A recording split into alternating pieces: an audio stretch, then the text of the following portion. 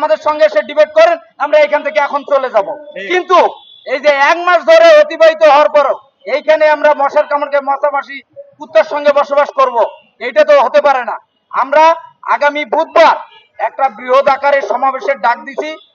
আগামী কালকের ভিতর এটা যদি জনপ্রশাসন মন্ত্রণালয় আমলে না নিয়ে আমাদের এই দাবিটা বাস্তবায়ন না করে, তাহলে হয়তো বুধবারে বৃহৎ আকারে একটা সমাবেশ আমরা এইখানে পালন করব প্রেস ক্লাবের সামনে। আমি চাই না এই মুহূর্তে রাষ্ট্রের কোনো কাজে আমরা বাধাগ্রস্ত হই। আমার কথা হচ্ছে যে দাবিটা যৌক্তিক।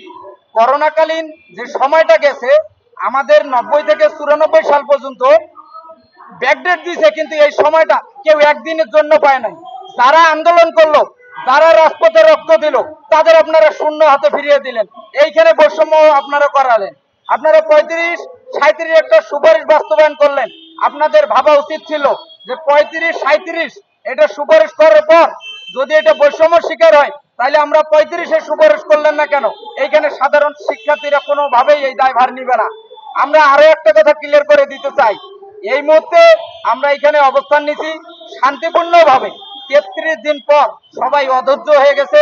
আমরা অনেক আলোচনার পর সিদ্ধান্তে উপনীত হয়েছি যে আগামী বুধবার পর্যন্ত, আমরা কালকে পর্যন্ত দেখব, বুধবারে মহাসমাবেশে আমাদের দাবি আমরা মাঠ থেকে দাবি বাস্তবায়ন করে ঘরে ফিরব।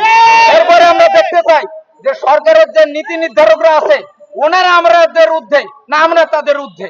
আমার কথা হচ্ছে এই উপদেশটাকে আমরা এই জুলাই বিপ্লব অভ্যুত্থানের মধ্য দিয়ে আমরা ছাত্ররা বসাইলাম। আজকে শিক্ষিত একটা প্ল্যাটফর্ম, আপনারা জানেন বেকারত্ব দূরকরণ না করলে নতুন বাংলাদেশ বিনির্মাণে বা সংস্কারে একবারে পিছিয়ে পড়বে, এটা সবাই এক বাক্যে মেনে নেয়। অথচ শিক্ষিত একটা প্ল্যাটফর্মকে আপনারা রাস্তায় ফেলে রাখছেন। কোন সংস্কার তো দূরের কথা, বেকারত্ব দূরীকরণের 1 বছরে কোনো সিটে পোটাও আমরা দেখলাম না। আমরা একটা কথা ক্লিয়ার করে দিতে চাই, আগামী কালকের ভিতর আমাদের এই দাবিটা যৌক্তিকভাবে পর্যালোচনা করে আপনারা মানবিক বিবেচনা হইলো বিষয়টা ভেবে দেখবেন, নয়তো আগামী বুধবারে আমরা মহাসমাবেশের ডাক দিচ্ছি, রাজপথে দেখা হবে ইনশাল্লাহ।